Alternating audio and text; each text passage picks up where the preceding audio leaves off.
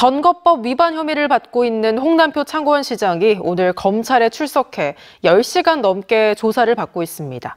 한편 경상남도 선관위는 홍 시장이 지방선거 전에 낸 책 내용과 관련된 자료를 검찰에 통보한 것으로 확인됐습니다. 첫 소식 장영 기자입니다. 홍남표 창원시장이 피의자 신분으로 창원지방검찰청에 출석했습니다. 홍 시장을 태우고 온 것으로 보이는 검정색 승용차는 오전 10시쯤 검찰청사로 들어갔습니다.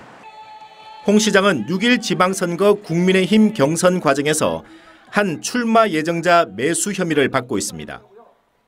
검찰은 이와 관련해 지난 2일 관계자 등에 대한 압수수색을 했고 선거 캠프 관계자에 대한 압수수색 과정에선 뭉칫돈도 발견한 걸로 알려졌습니다. 검찰은 지금까지 고발인을 포함해 4명 이상을 불러 조사한 것으로 알려진 가운데 홍 시장을 고발한 것으로 알려진 인사도 비슷한 시각 검찰청사로 나온 것으로 확인돼 고발인과 홍 시장의 대질 조사가 이뤄졌을 가능성도 있어 보입니다.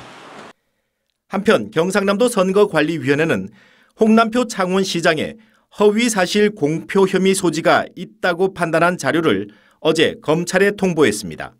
선거법 공소시효가 12월 1일 끝나기 때문에 어제 수사자로 통보한 건 있습니다. 허위사실 공표 여부를 그쪽 관련입니다. 6일 지방선거를 앞둔 지난 2월 홍남표 창원시장이 낸 책입니다. 2010년 나로호 발사 당시 나는 과학기술부 대변인으로 있었다. 나로호는 1년 전인 2009년 8월 25일 1차 발사 때 실패를 했다.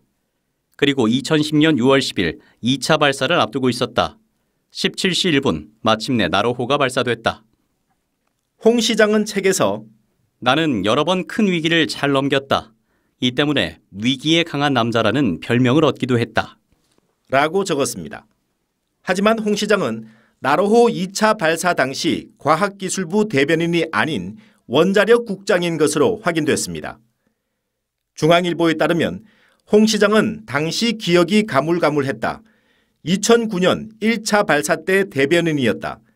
그 내용을 쓰려다가 글이 매끄럽지 못해 약간 오해가 생긴 것 같다는 취지로 해명한 것으로 알려졌습니다. 선관위가 또 다른 혐의를 검찰에 통보한 가운데 홍 시장에 대한 조사는 늦은 밤까지 계속될 전망입니다. MBC 뉴스 장영입니다.